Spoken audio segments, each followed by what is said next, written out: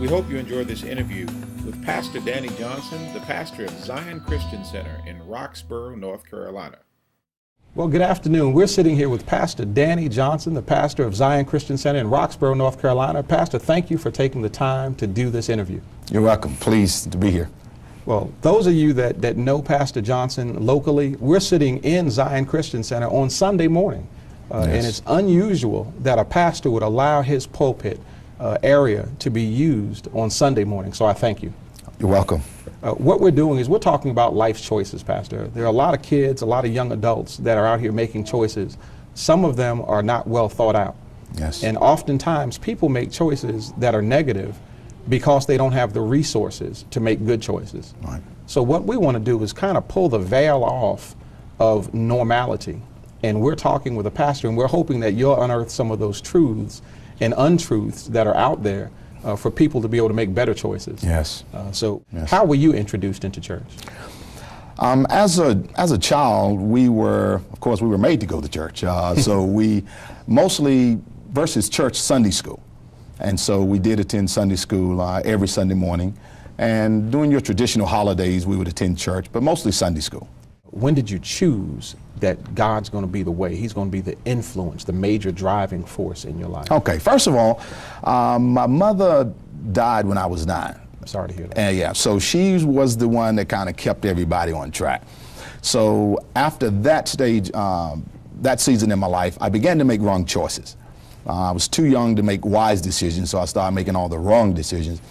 But still, the teaching, what I had received, I think, just through going to Sunday school, was still in me. The Word was still a part of my life, and God just began to deal with me even at a young age. I really didn't have no one there to guide me and instruct me about what was happening in my life, so that only lasted for a short period of time. And I just began to make wrong choices over and over and over again, until eventually I just got tired of the life I was living. And what began to happen was I began to search. I began to seek. Life began to lose its meaning. You know, the sin, the general things that we do when we're out there separated from God. And in my search, I just, things just began to happen, and God just began to put my life back together. Yes. How were you introduced into church? As a child, we were made to go to church. So we mostly versus church Sunday school. And so we did attend Sunday school every Sunday morning. And during your traditional holidays, we would attend church, but mostly Sunday school. Now, I'm sure that on Sunday morning, you just couldn't wait to get up in the morning and put on that suit and tie and go to church. What was your experience? What didn't you like about getting up to go to church in the younger years? In the younger years, I didn't like, Sunday school was boring. I thought it was boring. The main reason being there were older people teaching the classes, and it wasn't really conducive to children my age. So a lot of things I didn't understand. So to me, I was going because I was told I had to go, but I didn't get a whole lot out of it. I did look forward to the summer trips, though. Okay.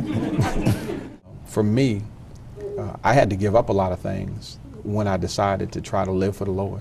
Yes. And that's when the trouble started. Yes. What kind of things did you have to give up? Because I'm sure you had some running buddies. I'm sure there was some partners, yes. Some girls, some guys. Yes. What did you give up? Well, other than sex, drugs, the clubs, and alcohol, I really didn't give up much of, I really didn't give up much of anything. But of course, I certainly had to make some decisions, and so giving up, actually I had to give up really just trying to live life for selfish reasons, and begin to live my life for others. It sounds like the choices that you made as a youngster, the values and morals that your mom was able to instill in you, yes, prepared you to be a willing vessel. Yes. And as you started to open up, it sounds like God started to sow some things into your spirit. Yes. I've heard people say that they were called. Mm-hmm. And I've heard someone say it was a still small voice. Some said it was something just nagging in their side. Yes. When did you know you were called? Well, Ernest, I was in the United States Army, and once I was discharged, I had really just kind of had enough of the life I was living, and so once again I just began to actually, I made a decision to just pull away from some of the things I was involved in instinctively. But actually, in retrospect, I can see it as the Lord doing it. But at that time, I felt it was just me doing it. But God was drawing me, and once again, God began to allow me to meet certain people that began to impart wisdom into my life and talk to me about what was happening to bring some understanding to what I was going through. And so around the age of 22, 23 was when I totally just committed my life to the Lord. Well, that sounds almost undoable. Yes. You're now not 18 anymore. You're a man. Right. You're making your own decisions. Yes. All of the responsibility for your actions falls on you. Yes. Hormones are probably raging out of control. Absolutely. At that point, because you're a handsome guy, you're in good shape.